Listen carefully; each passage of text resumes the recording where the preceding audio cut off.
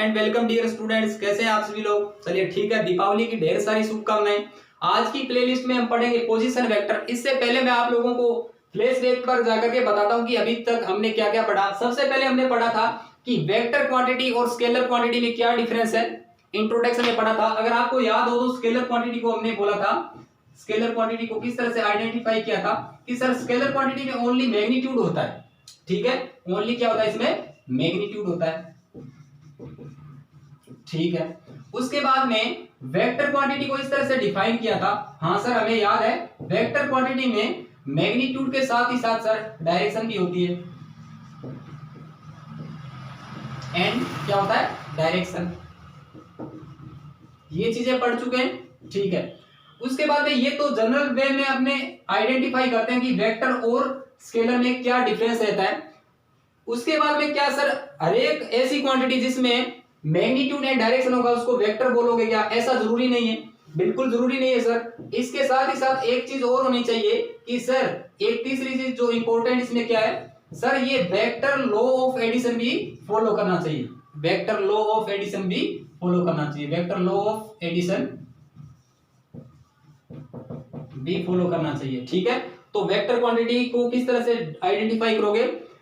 Magnitude, direction and vector law of addition. तो completely आप उसको क्या बोल सकते हो, वेक्टर बोल सकते हो। उसके बाद में हमने पढ़ा था कि बहुत सारे एग्जांपल पढ़े थे। स्केलर का एग्जांपल, जैसे आपने करंट का एग्जांपल पढ़ा, डिस्टेंस का एग्जांपल पढ़ा, देन आपने वेक्टर के लिए फोर्स का एग्जांपल पढ़ा। ठीक है, फोर्स के साथ ही साथ आपने एक एग्जांपल और पढ़ा था डिस्प्लेसमेंट का, बिल्कुल पढ़ा सर डिस्प्लेसमेंट का। उसके बाद में हमने पढ़ा कि वेक्टर को किस तरह से लिखा जाता है, किस तरह से डिफाइन किया जाता है। ठीक है, बिल्कुल सर, डायरेक्टेड लाइन के द्वारा वेक्टर को रिप्रेजेंट करने के लिए हमने एक एल लेंथ की एल लाइन ली थी। ठीक है, इनफाइनाइट लेंथ की। इसमें सर डायरेक्शन तो दे रखी थी, बट इसको हम इसका मैग्नीट्यूड आइडेंटिफाई नहीं कर पा रहे थे, तो हमने इसका छोटा सा एक लाइन सेगमेंट क्रिएट किया था। बिल्कुल किया था सर। इस पॉइंट को हमने ए नाम दिया था, इस पॉइंट को हमने बी नाम दिया था। हाँ सर, एक बात और याद आ गई सर, जहां से जो वेक्टर स्टार्ट होता है उसको हम इनिशियल पॉइंट बोलते हैं, और जहां से वेक्टर का एंड होता है उसको हम टर्मिनल पॉइंट बोलते हैं। ठीक है, तो इस केस में आपके पास इसको आप आराम से मेजर कर सकते हो, इस छोटे से लाइन सेगमेंट को, कि इसकी कितनी लेंथ आने वाली है।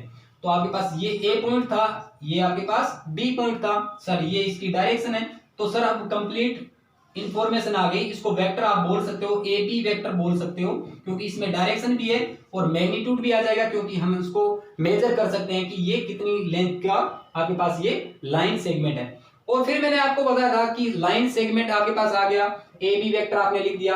But sir A B vector को हमने यहाँ पर ए वेक्टर माना था, क्योंकि सर जनरल वे में वेक्टर क्वांटिटी को रिप्रेजेंट करने के लिए हम स्मॉल लेटर को यूज करते हैं। इस केस में हमने इसको क्या माना था, ए वेक्टर माना था। ठीक है, उसके बाद में हमने पढ़ा था, अगर आपको याद है तो, vector triangle law of addition. हमने ए एंड बी दो वेक्टर लिए थे, बी क्या करता था, फ्रीली मोशन कर सकता था। तो आपने vector law, triangle law of addition इस तरह से पढ़ा होगा, अगर आपको याद हो तो। आपके पास दो वेक्टर थे, A vector and B vector. ये चीजें हम पढ़ चुके हैं, मैं आपको रिवाइज करवा रहा हूं। आपके पास ये ए वेक्टर था और ये आपके पास क्या था, बी वेक्टर था। हाँ sir, vector law of triangle में हम क्या करते हैं कि आपके पास ये जो बी वेक्टर है ये फ्री मोशन कर सकता है। आपको इस तरह से ऐड करना है कि जहां से फर्स्ट वेक्टर का एंड होता है, दूसरा वेक्टर पूरा वहां पर उठा के रख देते हैं। आपके पास ये बी वेक्टर आ गया और इसका जो रिजल्टेंट है वो ऐसे आएगा सर, ऐसे आएगा। तो इस केस में आपके पास रिजल्टेंट क्या आया था, ए वेक्टर प्लस में बी वेक्टर आया था। ठीक है, इतनी चीजें क्लियर है। अब आगे बढ़ सकते हैं। तो आज की प्लेलिस्ट बहुत इंपॉर्टेंट रहने वाली है। आज की प्लेलिस्ट में हम पढ़ेंगे पोजीशन वेक्टर। तो नेक्स्ट हेडिंग डालिए पोजीशन वेक्टर। यहां तक किसी को कोई डाउट नहीं है, फिर भी किसी को कोई कंफ्यूजन हो रहा है तो आप कमेंट बॉक्स में लिख सकते हो, वापस से आपके लिए और अच्छे से समझाने की कोशिश करूंगा। ठीक है, अब आप इसमें हेडिंग डालिए पोजीशन वेक्टर। पोजीशन वेक्टर, सबसे पहले पोजीशन वेक्टर, पोजीशन वेक्टर को आइडेंटिफाई करने के लिए आपको क्या करना होगा कि सर हम किसको बोलेंगे पोजीशन वेक्टर। 2D में बात करते हैं एक बार। ठीक है, कि 2D में पोजीशन वेक्टर, सबसे पहले तो पोजीशन वेक्टर हमेशा ओरिजिन से ओरिजिनेट होता है। ठीक है, ओरिजिन से ओरिजिनेट होता है। ठीक है, तो आपके पास 2D प्लेन, ये रहा 2D प्लेन, इसको सर हम बचपन से बोलते आ रहे हैं एक्स एक्स, और इसको बोलते हैं वाई एक्स। आपके पास ये ओरिजिन है, ठीक है, ये आपके पास क्या है, ओरिजिन है, ठीक है सर। ओरिजिन पर एक्स एंड वाई दोनों की वैल्यू 0 होती है, तो आप बोलोगे सर इस पॉइंट के जो कोऑर्डिनेट है वो 0,0 हो जाएंगे। आपके पास लेटेस्ट से आपके पास पी पॉइंट था जिसकी ये लोकेशन है, मान लीजिए आपके पास ये पी पॉइंट था, तो सर डेफिनेटली इस पी पॉइंट के जो कोऑर्डिनेट है वो डेफिनेटली कितने हो जाएंगे सर, x, y हो जाएंगे। इसका मतलब ये हुआ कि सर पी पॉइंट पर जाने के लिए हमने इतनी मेहनत करी कि x डायरेक्शन में हम x चले थे, ठीक है, और y डायरेक्शन में हम y चले, तब जाकर के हम पी पॉइंट पर पहुंचे इस तरह से, ठीक है। तो मैंने इसको इस तरह से मिला दिया, तो आपके पास पी पॉइंट की ये लोकेशन आ गई। अब आपको इसको वेक्टर फॉर्मेट में लिखना है, तो सर हम x डायरेक्शन में x चले थे और y पर हम y चले, इसको आपको वेक्टर फॉर्मेट में लिखना है। तो सर एक बात और याद आ गई कि यूनिट वेक्टर को रिप्रेजेंट करने के लिए डायरेक्शन का हमने इस्तेमाल किया था, यूज किया था, याद आया कि हाँ सर, जब जब भी एक्स एक्स की बात आएगी तो हम लिखते हैं आई के, और जब जब भी वाई एक्स की बात आएगी तो हम लिखते हैं जे के, ठीक है। तो आपके पास कंप्लीट जो ओपी वेक्टर है, ओपी वेक्टर कितना आ जाएगा सर, एक्स डायरेक्शन में कितना चले थे, एक्स आई चले थे, ये आई किसको रिप्रेजेंट कर रहा है, आपके पास एक्स तो चले ही चले, आप इसके साथ डायरेक्शन के लिए आप एक्स एक्स पर क्या लिखते हो, आई के, और प्लस में आप कितना चले वाई डायरेक्शन में जे के, वाई जे के, आपके पास आ गया ये पोजीशन वेक्टर, ओपी वेक्टर कितना आ गया, एक्स आई प्लस वाई जे।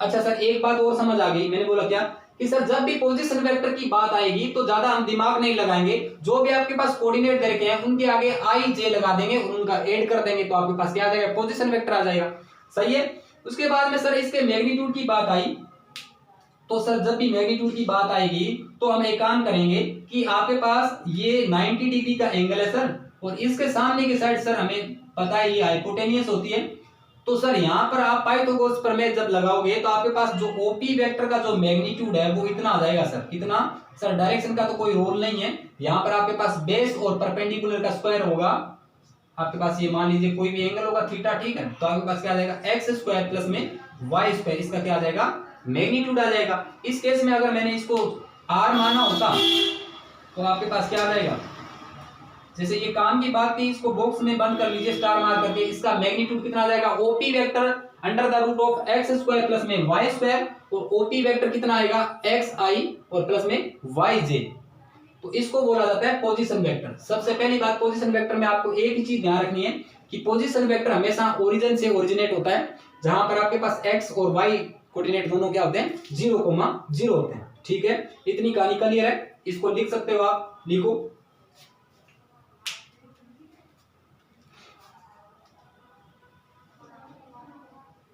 बढ़े आगे,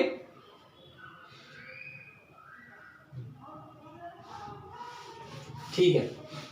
अब पोजीशन वेक्टर अगर सेम केस में 3D में अगर बात आएगी तो सर 3D में बात आएगी तो भी ज्यादा दिमाग लगाने की कोई जरूरत नहीं है, आपको क्या करना है, जब भी आपके पास कोऑर्डिनेट एक्सेस अगर कोऑर्डिनेट की वैल्यू गिवन होती है उनके आगे आप क्या लगा दोगे, आई जे और के लगा दोगे, तो आपके पास क्या आ जाएगा, पोजीशन वेक्टर आ जाएगा। जैसे लेटेस्ट से आपके पास अगर पोजीशन वेक्टर इन 3D, तो आप हेडिंग डाल लो पोजीशन वेक्टर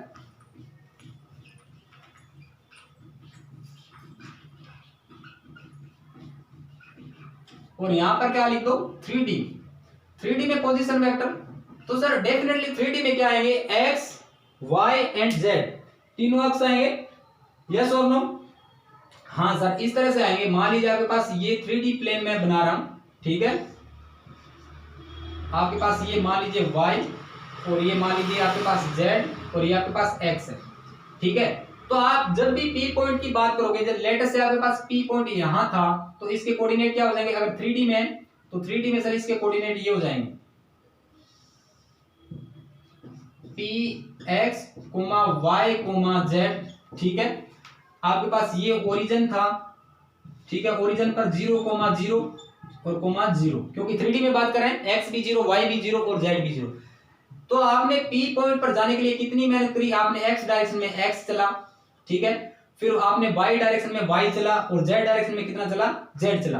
अगर मैं आपको अलग से इसको बनाने की कोशिश करूं तो सबसे पहले आप पोजीशन वेक्टर के लिए आप x डायरेक्शन में अगर आप x चले तो इसके लिए आगे लिखोगे i के, ठीक है, इतना चले, फिर आप y डायरेक्शन में कितना चले, वाई चले, इसके लिए आप लिखोगे जे के वाई जे के, और फिर आप जेड डायरेक्शन में कितना चले, जेड डायरेक्शन में आप जेड चले, और डायरेक्शन के लिए आप लिखोगे के, ठीक है। तो आपके पास कितना आ जाएगा इसका रिजल्ट, ओपी वेक्टर कितना आ जाएगा, यहां से ओपी वेक्टर कितना आ जाएगा सर, एक्स आई आ जाएगा, एक्स आई के प्लस में वाई जे के, और प्लस में आ जाएगा सर जेड के। सर एक बात और समझ आ गई कि जब भी पोजीशन वेक्टर की बात आएगी तो आपके पास एक्स वाई जेड ये जो कोऑर्डिनेट दे रखे हैं उनके आगे क्या लिख देंगे, सीधा सीधा। अगर 2D की बात आएगी तो एक्स आई और प्लस में वाई जे, और 3D की बात आएगी तो सर लिख देंगे एक्स आई के प्लस में वाई जे के और प्लस में जेड के। तो इस तरह से पोजीशन वेक्टर को डिफाइन किया जाता है, ओपी वेक्टर। ये आ गया आपके पास 3D में पोजीशन वेक्टर आ गया। तो सर इसका मैग्नीट्यूड किस तरह से डिफाइन करेंगे, सर मैग्नीट्यूड के लिए हम लिखेंगे ओपी वेक्टर का जो मैग्नीट्यूड है सर, डायरेक्शन का तो कोई रोल नहीं है, सीधा सीधा लिख देंगे under the root of x square plus में वाई स्क्वायर और प्लस में जेड स्क्वायर। ऑलराइट, सही है। तो ये काम की चीज थी, इसको आप बॉक्स में बंद कर लीजिए स्टार मार करके, इसको भी स्टार मार करके बॉक्स में बंद कर लीजिए। ओपी वेक्टर कितना आ जाएगा, एक्स आई प्लस वाई जे प्लस जेड के, और ओपी वेक्टर का जो मैग्नीट्यूड है वो कितना आ जाएगा, रूट के अंदर x square plus y square plus में जेड स्क्वायर। ठीक है, इतनी कहानी क्लियर है, आगे बढ़ सकते हैं। इसको लिख लीजिए एक बार।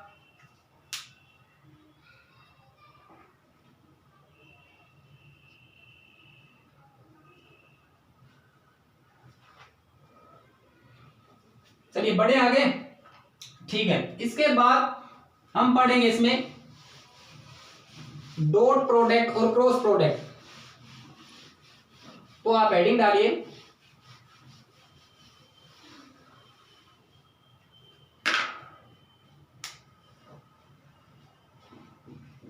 Product of two vectors. तो जब भी प्रोडक्ट की बात आएगी तो आप प्रोडक्ट को टू टाइप से डिफाइन कर सकते हो। जब भी वेक्टर में प्रोडक्ट की बात आएगी तो सबसे पहले आता है आपके पास कौन सा, फर्स्ट वन लिखिए इसमें डॉट प्रोडक्ट। क्या आएगा, डॉट प्रोडक्ट। और सेकंड क्या था इसके अंदर, क्रॉस प्रोडक्ट।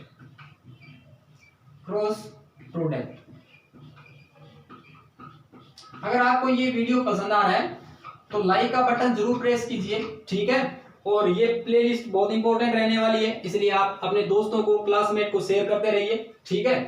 तो डॉट प्रोडक्ट की जब भी बात आएगी तो डॉट प्रोडक्ट का स्टेटमेंट क्या हो सकता है, इसमें लिखिए आप डॉट प्रोडक्ट में, डॉट प्रोडक्ट का स्टेटमेंट लिखिए आप। हाँ, एक नाम और होता है डॉट प्रोडक्ट का। जब भी डॉट प्रोडक्ट आप कैलकुलेट करोगे तो डॉट प्रोडक्ट में आपके पास स्केलर क्वांटिटी आती है, इसलिए इसका दूसरा नाम क्या हो सकता है, डॉट प्रोडक्ट, या कभी कभी एग्जामिनर इसको बोल देता है स्केलर प्रोडक्ट। तो आपको कंफ्यूज होने की जरूरत नहीं है। जब भी डॉट प्रोडक्ट आएगा या फिर स्केलर प्रोडक्ट आएगा, स्केलर प्रोडक्ट क्यों बोला, क्योंकि जब भी आप डॉट प्रोडक्ट को कैलकुलेट करोगे तो आपके पास एक स्केलर क्वांटिटी आती है, और जब भी आप क्रॉस प्रोडक्ट को कैलकुलेट करोगे तो आपके पास एक वेक्टर क्वांटिटी आती है, वेक्टर।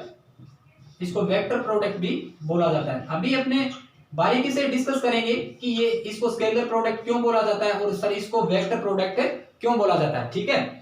आपको कोई घबराने की जरूरत नहीं है। सबसे पहले आप फर्स्ट वन लिखिए dot product.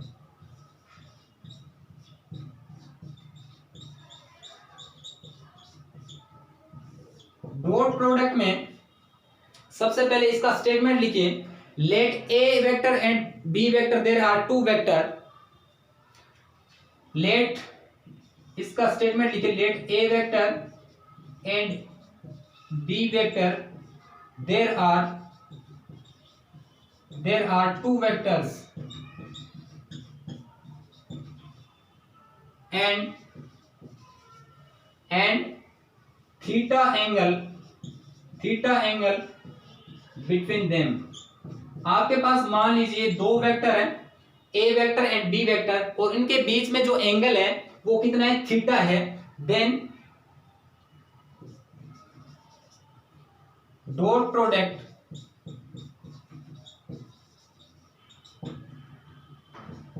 is written as a dot b। Dot product को किस तरह से रिप्रेजेंट किया जाता है, a vector dot b vector and is given by, इसको इस तरह से डिफाइन किया जाता है, ए वेक्टर और dot B vector is equals to magnitude of A vector, magnitude of A vector और magnitude of B vector cos of theta. इनके बीच में हमने एंगल क्या माना था, थीटा माना था, उसका आपको क्या लेना है, कोस लेना है। ठीक है, कोस लेना है। तो लेटर से आपके पास इस तरह का सिनेरियो था कुछ, इसको मैं रफ कर रहा हूं। ठीक है, इस तरह से था आपके पास, ये मान लीजिए आपके पास थीटा एंगल है।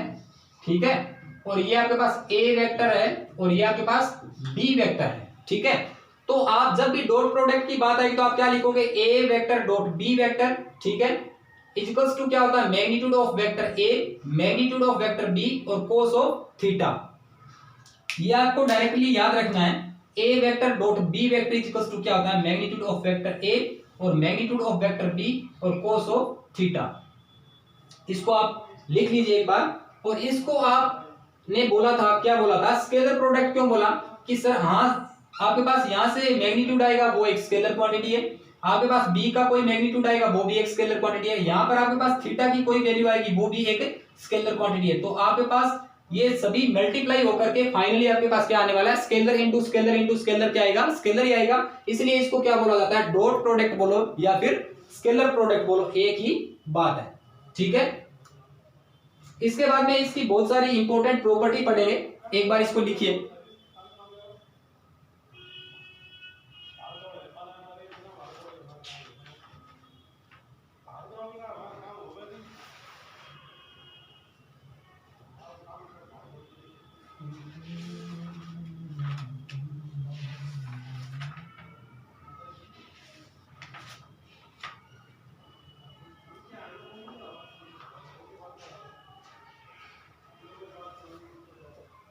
फर्स्ट प्रॉपर्टी इसके लिखिए, स्केलर प्रोडक्ट इज कम्यूटेटिव, यानी इसके अंदर कम्यूटेटिव लॉ होल्ड होता है। तो फर्स्ट प्रॉपर्टी लिखिए, बहुत ही इंपॉर्टेंट है।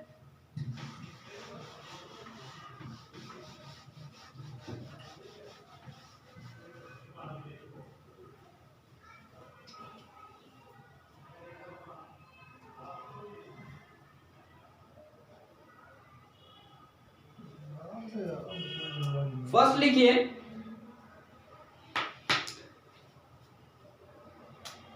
स्केलर प्रोडक्ट की प्रॉपर्टी पढ़ते हैं। फर्स्ट लिखिए इसमें, स्केलर प्रोडक्ट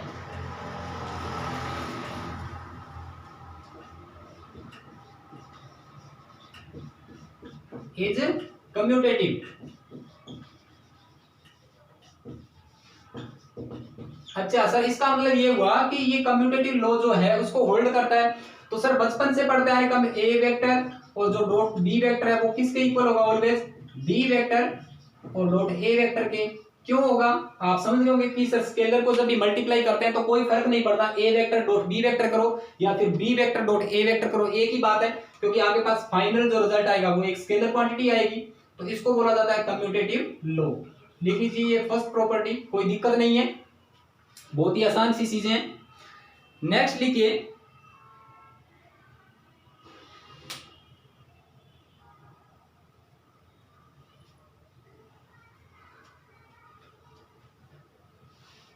नेक्स्ट प्रॉपर्टी क्या हो सकती है,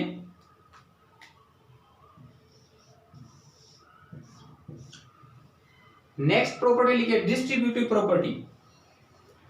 डिस्ट्रीब्यूटिव प्रॉपर्टी कि हाँ सर लेट आपके पास A vector B vector and C vector इस तरह से दे रखे हैं, A vector dot B vector और प्लस में सी वेक्टर है।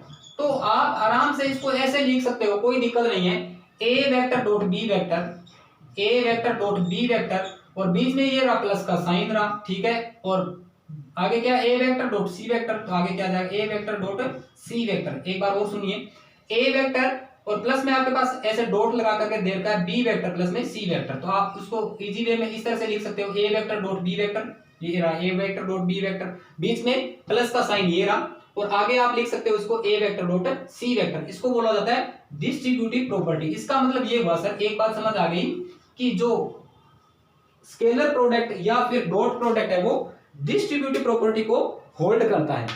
ठीक है,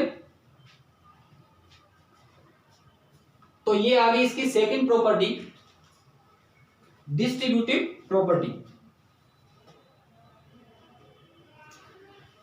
नेक्स्ट आप इसमें लिखिए, ये तो कॉमन सेंस था।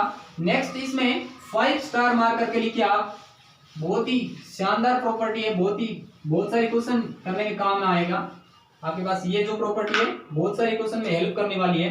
तो नेक्स्ट आप इसको 5 स्टार मार करके लिखिए, एक प्रॉपर्टी, प्रोडक्ट विद इटसेल्फ,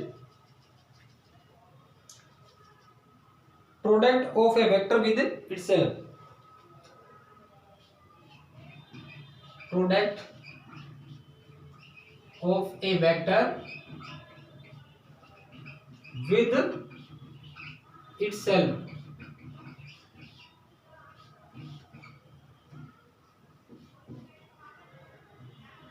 ठीक है, तो इसका मतलब ये हुआ कि सर प्रोडक्ट भी कर रहे हैं सेम वेक्टर का, उसी के साथ कर रहे हैं। तो सबसे पहले अभी भी पढ़ा था हमने कि आपके पास अगर ए और बी दो वेक्टर थे, ए और बी दो वेक्टर थे, तो हाँ सर पढ़ा था कि डॉट प्रोडक्ट को इस तरह से डिफाइन किया था कि ए वेक्टर डॉट बी वेक्टर। ठीक है, हाँ सर इसके आगे लिखा था ए वेक्टर का मैग्नीट्यूड, फिर बी वेक्टर का magnitude and cos of theta. ठीक है, अब ये क्या बोल रहा है कि product of A vector with itself, आपको प्रोडक्ट भी कैलकुलेट करना है उसी वेक्टर का उसी के साथ। इसका मतलब आपके पास ए वेक्टर का ए वेक्टर के साथ ही करना है। ठीक है, तो आप यहां से आप बोलोगे सर ए वेक्टर और डॉट ए वेक्टर आ जाएगा। ठीक है, यहां पर क्या आएगा ए वेक्टर का मैग्नीट्यूड, और यहां पर भी क्या आएगा ए वेक्टर का मैग्नीट्यूड, क्योंकि आपको प्रोडक्ट कैलकुलेट करना है उसी वेक्टर के साथ। आगे कोस ऑफ थीटा, तो कोस ऑफ कितना लिखोगे सर 0 लिखेंगे। मैंने बोला क्यों, क्योंकि सर जब भी आप देखो दो वेक्टर आगे तो इनके बीच में डायरेक्शन सेम है, तो इनके बीच में जो एंगल होगा वो 0 होगा, तो सर कोस 0 1 होता है, यस और नो। यहां से आपके पास कोस 0 आएगा क्योंकि दोनों पैरेलल वेक्टर है, दोनों की डायरेक्शन सेम है। दोनों की डायरेक्शन अगर सेम है तो सर उनके बीच में जो एंगल होगा वो डेफिनेटली क्या होगा 0 होगा। तो सर इसका मतलब ये हुआ कि ए वेक्टर का जो स्क्वायर है यहां से आपके पास कितना आ जाएगा, मैग्नीट्यूड ऑफ ए वेक्टर के स्क्वायर के इक्वल आ जाएगा। तो जब भी आपके पास कभी ऐसा लिखा हुआ मिल जाए ए वेक्टर का स्क्वायर, उसको आप इजी वे में लिख सकते हो मैग्नीट्यूड ऑफ ए वेक्टर का स्क्वायर।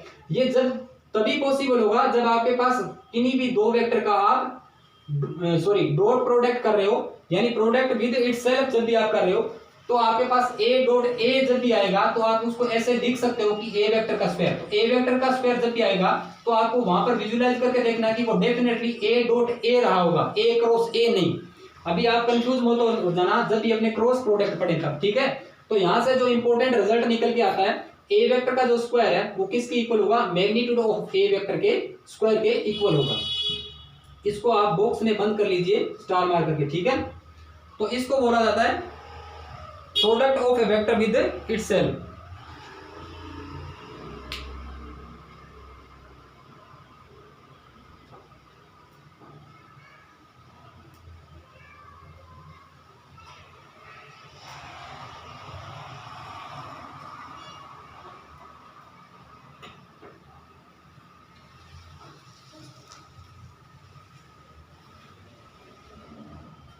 नेक्स्ट इसमें एक प्रॉपर्टी और लिखिए आप,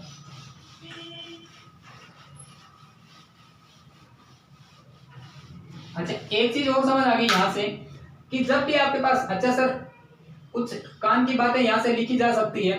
लिखिए फर्स्ट वन कि आपके पास जो आई डॉट आई है और के डॉट के है और आपके पास जे डॉट जे है, वो सर 1 होता है। क्यों सर, देखो सर आई डॉट आई जो है और के डॉट के है और जे डॉट जे है वो 1 होगा, क्योंकि सर ये तो वही बात होगी प्रोडक्ट विद इटसेल्फ। तो आप ये बोलोगे सर, यहां से आप इसको ऐसे लिख सकते हो कि आपके पास आई डॉट आई, और यहां से आप क्या लिखोगे, आई का मैग्नीट्यूड और फिर आई का मैग्नीट्यूड और दोनों के बीच में जो एंगल है, क्योंकि प्रोडक्ट विद इटसेल्फ दोनों के बीच में एंगल कितना हो जाएगा, 0 हो जाएगा। तो यहां से आप बोलोगे कि सर जो आई है वो क्या आपके पास एक यूनिट वेक्टर है और उसका मैग्नीट्यूड कितना होता है, 1 होता है। तो यहां से भी 1 होता है और ये आपके पास 1 आ गया, तो 1 इंटू 1 इंटू 1 कितना आ जाएगा, 1 आ जाएगा। इसका मतलब आई डॉट आई बोलो या फिर के डॉट के बोलो या फिर जे डॉट जे बोलो, सर इसका रिजल्ट हमेशा 1 आता है। रटने की कोई जरूरत नहीं है, प्रोडक्ट विद इटसेल्फ से सीधा सीधा आ रहा है। तो ये इंपॉर्टेंट रिजल्ट आपको डायरेक्टली याद रखने हैं कि जब कभी भी आपके पास आई डॉट आई आए, के डॉट के आए और जे डॉट जे आए तो आपको क्या लिखना है, वहां पर 1 लिखना है। और ये रिजल्ट आया कहां से, प्रोडक्ट विद इटसेल्फ से। ठीक है, नेक्स्ट एडिंग डालिए इसमें आप, सॉरी इसकी प्रॉपर्टी लिखिए नेक्स्ट आप 5 number, scalar product of two perpendicular vector.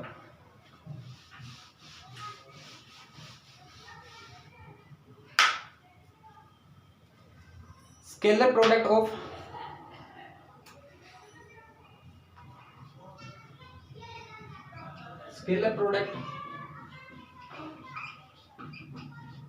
Of perpendicular vectors. अब आपके पास लेटर से ए एंड बी दो वेक्टर थे, A vector and B vector. B vector ये इस तरह से आपके पास है, जैसे इसको मैं लिख के बताता हूं। आपके पास ए वेक्टर, आपके पास ये था ए वेक्टर और ये आपके पास क्या है, बी वेक्टर। तो ये आप अब इसमें आप परपेंडिकुलर हो गए, 90 डिग्री का एंगल है तो परपेंडिकुलर हो गए। ठीक है, तो सर यहां से क्या रिजल्ट आएगा कि यहां सर ए डॉट बी कितना आएगा, ए डॉट बी आएगा sir magnitude of vector a, magnitude of vector b और कोस थीटा। ठीक है, अब थीटा सर इनके बीच में 90 डिग्री का एंगल है, तो आपको पता है कोस 90 कितना होता है, 0 होता है। ठीक है, कोस 90 0 हो गया। इसका मतलब सर यहाँ पर कुछ भी आए, समथिंग इनटू 0 क्या आएगा, 0 ही आने वाला है। तो यहां से सर ए डॉट बी का रिजल्ट है वो ऑलवेज क्या आएगा, 0 आएगा, जब ये क्या है, परपेंडिकुलर वेक्टर है। ठीक है, तो जब भी आपको ए डॉट बी का रिजल्ट 0 मिल जाए तो वहां पर आपको विजुलाइज करना है, डायरेक्टली आपके दिमाग में आना चाहिए कि वहां पर डेफिनेटली ए एंड बी आपस में क्या है, परपेंडिकुलर है, क्योंकि आपके पास cos 90 कितना हो जाएगा, 0 हो जाएगा। तो जब भी आपके पास किन्हीं भी दो वेक्टर का डॉट प्रोडक्ट अगर 0 दे रखा है, उसका सीधा सीधा मतलब क्या होगा कि वो आपस में क्या है, परपेंडिकुलर वेक्टर्स हैं। ठीक है, इसको लिख लीजिए आप।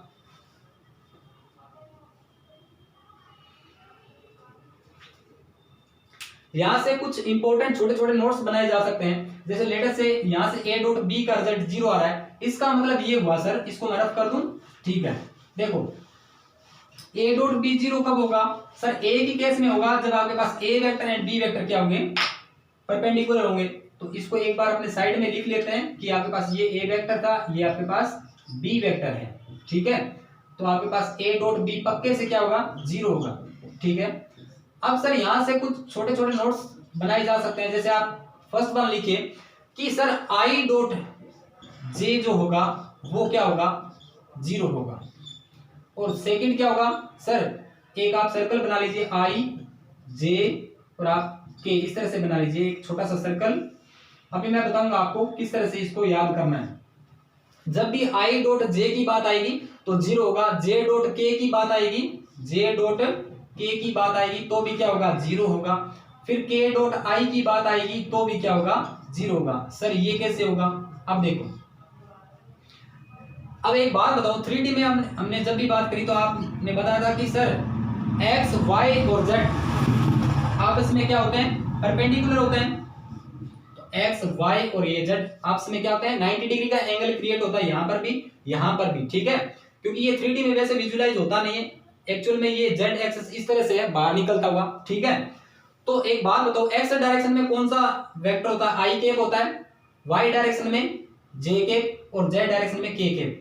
ठीक है, तो यहां से आपके पास जब भी डॉट प्रोडक्ट कर रहे हो आई और सॉरी एक्स एंड वाई का कर रहे हो, इसके परपेंडिकुलर एक्स कौन सा है, इन दोनों के परपेंडिकुलर एक्स कौन सा होता है, जेड होता है। और जेड की डायरेक्शन में यूनिट वेक्टर कौन सा होता है, के कैप होता है। इसका मतलब आप आई का डॉट कर रहे हो जे के साथ, इसका मतलब ये दोनों आपस में क्या परपेंडिकुलर है कि नहीं है, क्योंकि एक्स डायरेक्शन में आई के और वाई डायरेक्शन में जे के आपस में परपेंडिकुलर वेक्टर है। और परपेंडिकुलर वेक्टर इसका मतलब इन दोनों के बीच में एंगल कितना है, 90 डिग्री, और 90 डिग्री एंगल इसका मतलब cos 90 होता है, 0। तो इसलिए आई डॉट जे का रिजल्ट 0 होता है। जे डॉट के, जे और के इनके बीच में एंगल कितना है, 90 डिग्री का। ठीक है, इसलिए जे और डॉट के कितना आएगा, 0 आएगा। फिर के डॉट आई, के कौन सी अक्ष को रिप्रेजेंट कर रहा है, जेड को, और आई एक्स को कर रहा है। अब इसके परपेंडिकुलर अक्ष कौन सा होता है, वाई होता है। लेकिन आपके पास k डॉट i का रिजल्ट 0 क्यों आएगा? क्योंकि ये आपस में क्या है, परपेंडिकुलर है। k किसको रिप्रेजेंट कर रहा है? zx को। तो i किसको रिप्रेजेंट कर रहा है? xx को। ठीक है, इसीलिए i dot 0 j dot k भी 0 होता है और k डॉट i k भी कितना होता है? 0 होता है। इसको आप सर्कल को इस तरह से आपको याद रखना है, जैसे आपके पास यहां पर आप लिखिए i, यहां पर लिखिए j, ठीक है, और यहां पर लिखिए आप k। ये डायरेक्शन के लिए आपको याद रखना है कि जब भी आप i से j से k और k से i जा रहे हो तो आप कौन सी डायरेक्शन में जा रहे हो? क्लॉकवाइज डायरेक्शन में। यानी जब भी आपके पास i डॉट j की बात आएगी, ठीक है, ये आपके पास क्लॉकवाइज डायरेक्शन होगी। इसमें डायरेक्शन तो याद रखने की वैसे जरूरत नहीं है, क्योंकि आपके पास ये एक स्केलर क्वांटिटी होती है। वैसे भी डॉट प्रोडक्ट में क्रॉस में आपको याद रखनी पड़ेगी। ठीक है, तो आप इतना याद रखिए ये कि i डॉट j 0 होता है, j डॉट k 0 होता है और k डॉट i कितना होता है? 0 होता है। ठीक है,